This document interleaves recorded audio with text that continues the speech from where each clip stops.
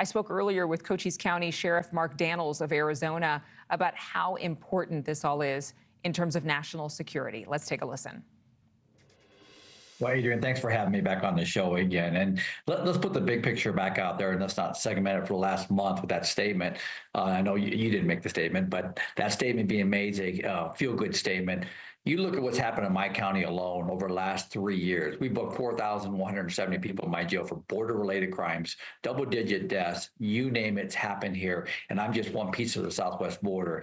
The non-political stats tell you this border has not been secured for 4 years. What President Trump did was what he told the American people he would do, and that's secure this border. It needed immediate and drastic attention. He's given it to them. He's taken the military to protect our homeland, and he's working along law enforcement, sheriffs throughout the country. America's sheriffs have already met with President Trump, also Vice President Vance, and Portazar Holman. So we're doing what we need to do to secure this border.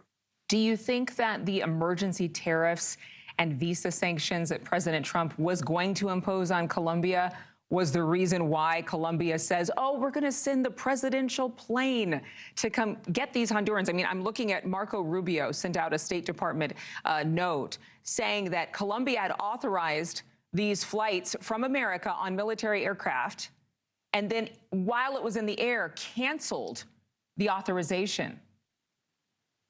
Well, I support President Trump 100% on that. It's, this is a president that his word, I mean, he's moving faster than government right now when it comes to what he's doing. And you got to commend him. Government, especially our federal government, doesn't move with efficiency. He's doing that from border security to deportation, you name it, he's putting it in gear and he's not messing around. So I think it was the right move to make, because once they push back, what do we do with them? They come back to our communities. He pushed them back into Colombia for the right reason. Let's listen to a soundbite from Chris Cuomo's show, speaking with Tom Homan, the border czar, right now.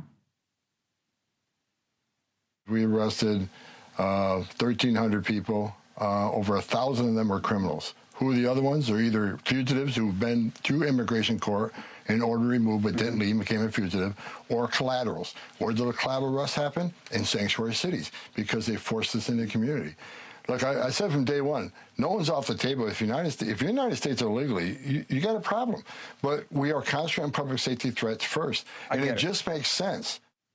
Sheriff Daniels, I just wanted to find out, for people who are trying to cross into the country now from Mexico, are they just being turned back around, or are they being arrested here in the United States and detained until there's some other authority there?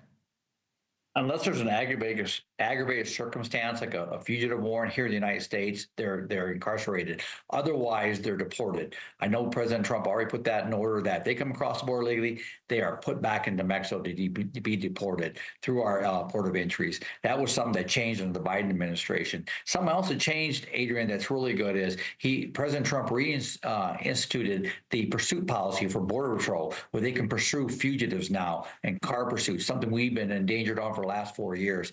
He is doing what it takes to be in law enforcement. He has reenergized and reemployed our Border Patrol agents and our HSI folks, which I briefed with them this morning. Thanks so much for watching. Go to joinnn.com to find NewsNation on your television provider. And don't forget to click the red subscribe button below to get more of NewsNation's fact-driven, unbiased coverage.